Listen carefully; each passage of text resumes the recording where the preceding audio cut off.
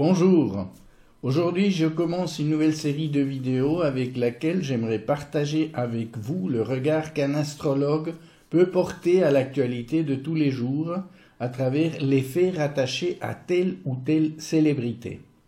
Dans ces vidéos, j'analyserai des exemples qui montreront que l'astrologie est un outil privilégié pour déceler les synchronicités entre les transits planétaires et les moments où un événement se produit pour une personne donnée, en prenant comme base le thème astral de sa naissance.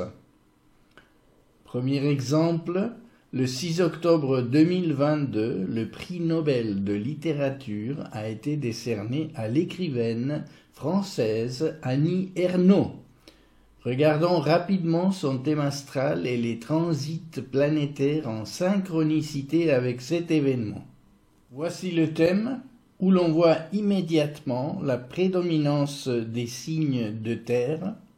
Ici la Vierge avec 5 planètes, dont Soleil et Lune, ainsi que le milieu du ciel, un des 4 points angulaires importants de n'importe quel thème, qui est le miroir de la projection sociale, de la profession, de l'accomplissement public de la personne concernée. Mercure y est également l'astre maître de son signe solaire et de surcroît la planète de l'intelligence, de l'écriture, de la communication. Ensuite, le Taureau, en maison 6, celle du travail quotidien, avec 3 planètes et non des moindres, Jupiter, Saturne et Uranus. Ces signes évoquent le travail acharné de l'écrivaine, mais aussi sa croissance personnelle et son originalité. Mais, comme elle le dit elle-même, elle revendique une écriture neutre, je cite, sans jugement, sans métaphore, sans comparaison romanesque, et évoque un style objectif qui ne valorise ni ne dévalorise les faits racontés, cherchant ainsi à rester dans la ligne des faits historiques du document. Source Wikipédia. C'est donc une écriture où l'objectivité et le factuel prédominent, comme on pouvait s'y attendre, avec toute cette terre dans son thème. En particulier le signe méticuleux et précis de la Vierge, indispensable pour raconter les faits comme elle le fait. D'un autre côté, Neptune conjoint au milieu du ciel donne une grande importance au côté idéaliste et social de l'écrivaine, très engagée à gauche et très proche des milieux ouvriers et paysans. Son ascendant Sagittaire apporte cette composante de feu avec son enthousiasme et sa confiance en la vie, malgré toutes les difficultés traversées.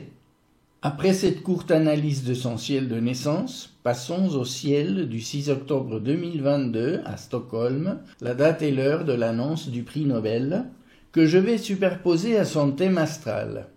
On voit que Mercure, la planète de l'écriture, se trouve précisément conjointe à son milieu du ciel, pile à 25 degrés de la Vierge.